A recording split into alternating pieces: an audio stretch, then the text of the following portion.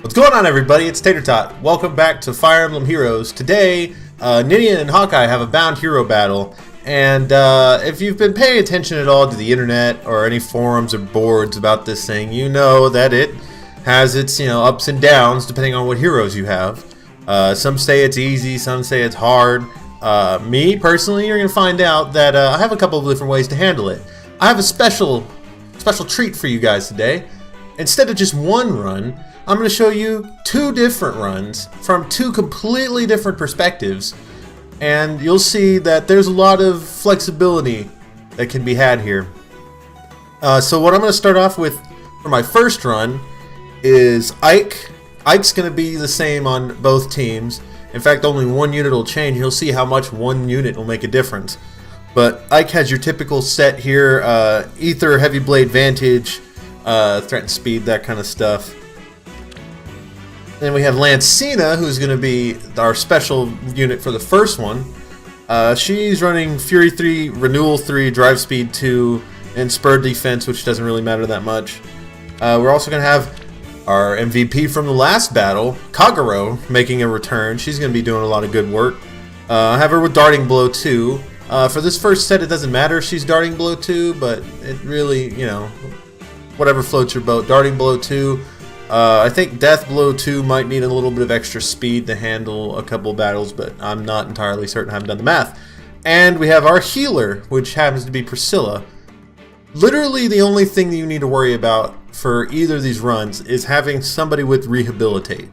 Rehabilitate obviously being arguably the best staff in the game, but really, I mean, if you had a Reese, this would work, but I just had Priscilla and it worked out for me. So I'm going to shut up and we're going to run the first set, and I'll show you guys how I managed to do it the first time, and then we'll switch gears and we'll go to our second team. So let's rock and roll. The future's not written. Well, it's written, I promise you.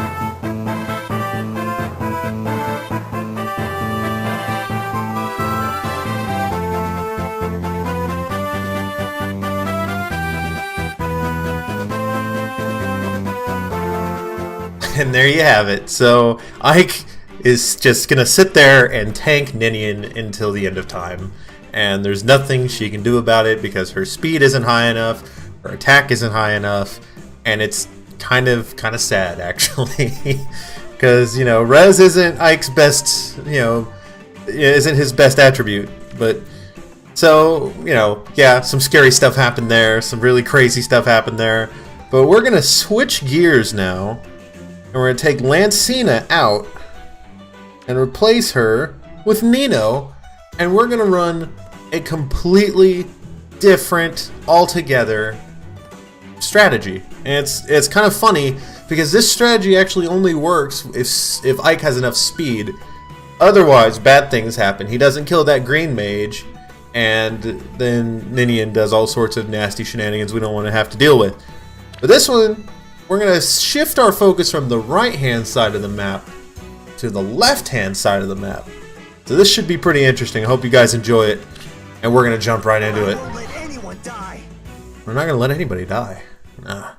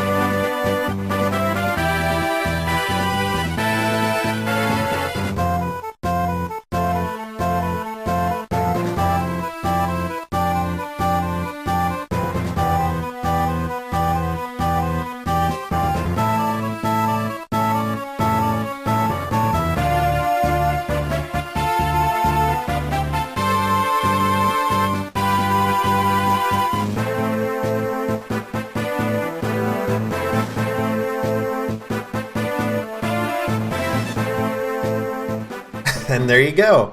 So again, Ike is used to tank Ninian, which is just the stupidest thing I've ever seen. And it's kind of funny how it all plays out, but it's actually not as scary as the previous run. But I like the previous run a little bit because Kagero comes down to 1 HP, and it gets your butthole clenching, and it's fantastic. But let me show you what Nino has to offer here. Take whatever Nino build you can think of, Fury 3, Life and Death 3, Darting Blow 3, and just plug Fury 3 into that build you're thinking of, and that's the build I'm using. Imagine that. But yeah, she's not using anything special here. She doesn't really need a seal. I mean, really nobody really needs a seal here. Especially not Kagero here, who has attack ploy. Doesn't really matter. I don't think Priscilla has anything. Ike has Squad Ace B, which I don't think matters either. I mean, you could run this, and if you have some hard-hitting units that can get rid of Hawkeye, or a good red unit, a good red mage, something like that. Kagero, obviously, I love me some Kagero, but maybe you have a Bridelia or Bolin with Brave. Something like that could work really well. You have a lot of options here, and I use Priscilla here to heal, but I mean, I'm sure there are different ways you can handle this, where you can go a little bit more aggressive than I did, and you can maybe take care of business. But I mean, I tend to like this build, either of these builds, only because there's a couple choke points on here. And the only real threat that you have to worry about is that green mage for attacking at distance, and then the walls are yours. You can sit there and you can snipe behind the walls. You can put somebody up there to take care of, covering that choke point. And there, it's really straightforward. Put up Hector. Hector or Brave Ike would be a really good choice on the left-hand side. As long as you take care of that sword, and even then, I'm pretty sure Brave Ike can handle that sword. Somebody can snipe that sword cav from behind Ike, and it'd be just fine. But yeah, you have a bunch of different options here. So that's what I have for you guys today. If you like this video, you know exactly what to do. If you really like this video, consider subscribing and sharing with your coworkers your packed lunch for today. Maybe some of your local fauna, maybe some birds, some squirrels. Yeah, make sure this video gets out there to all the people that need it. I have been Tater Tot. You, as always, have been awesome. I'll see you guys in the next one. Peace.